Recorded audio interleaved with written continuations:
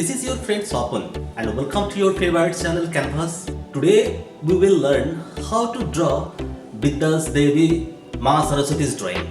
So let's start the drawing. So friends, before you start your drawing, you can draw out a light vertical line. Then you have to draw an oval shape.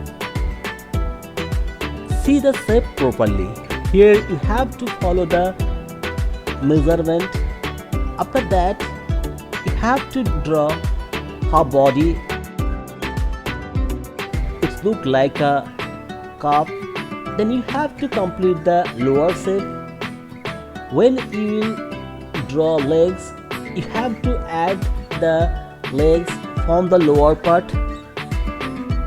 See, it looks like a robot. When you will draw any figure, you have to remember one thing, that your figure proportion will be perfect. I mean, when you will draw the figure, you have to follow the proportion properly. See the hands. Here I just use cylinder shapes, or it looks like a pipe. After that, you have to draw her veena. Then you have to complete the stage, also swan. See, I am shown the figure very easily. You can draw this figure very easily. Just try to follow the measurement properly. After that, you have to add some detailing. Then I will complete the drawing.